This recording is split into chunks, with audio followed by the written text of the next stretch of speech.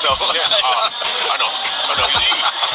Team Heart panalo kontra sa Team Hassel, tinambakan. Anong nangyari? Bea De Leon nakasimangot ng suwagan nitong ngang si Vanny Gandler. Fans natuwa at naghiyawan.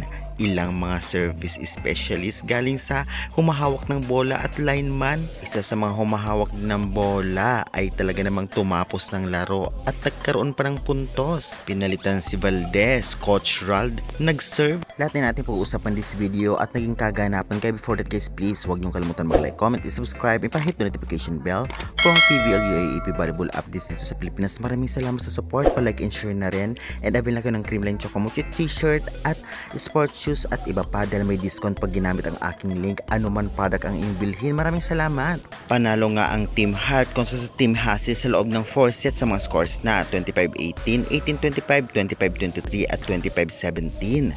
Grabe, talagang naging maganda ang naging laban. Kaya naman syempre, hindi lugi yung nanood online at nanood sa venue sa Cardon City, Ilocos Store dahil puno talaga ang venue. Kitang-kita rin ang excitement na talaga namang pinakita ng fans dito nga sa panonood dahil nga syempre nakita nila magkakasama ang dating magkakatunggali sa PVL at hindi lang yan, nagsama-sama ang mga sikat na player kung saan binutuhan ng taong bayan. Kitang-kita rin na talagang enjoy na enjoy ang mga player at walang nakitang nakasimangot dahil ini-enjoy lang nila ang bawat laro o puntos na kanilang ginagawa. Grabe din dahil may pa kalokohan din ang mga players dahil nga ang mga linesman o humahawak ng bola ay pinag-serve at pinaglaro.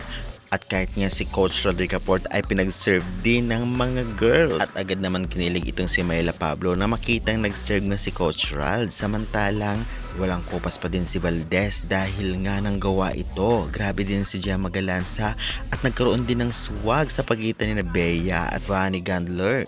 Grabe na pa-stare down talaga itong si Vanny Gandler dito. Bea De Leon at napangiti na lamang si Bea kasama ang kanyang kapwa player sa Team Hassel. Grabe magandang laban ang ating natunghayan. Grabe din si Erica Santos. Si Bernadette Pons ay hindi masyadong binabad ngunit maganda rin nilaro. Van Sikel, syempre ang mga middle at ang mga setter. Palitan naman si Kayuna at itong ang si Gia bilang setter dito sa Team Heart. Samantalang babad naman itong si Hardy dito nga sa Team Hassel. Grabe din ang performance ng mga libero dahil pinasok din ang dalawang libero both teams kaya naging maganda ang bakbakan dahil walang lapagan ng bola.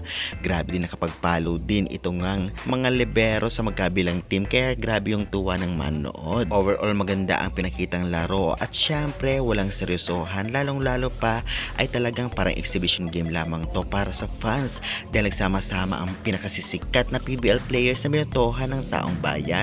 Kaya guys, anong sa inyo sa mga performance nila? Deserve ba ng Team Heart manalo? Bakit kaya natalo ang Team Hassel ang kulang sa kanila? Pa-comment, pa-subscribe na lang for more valuable updates.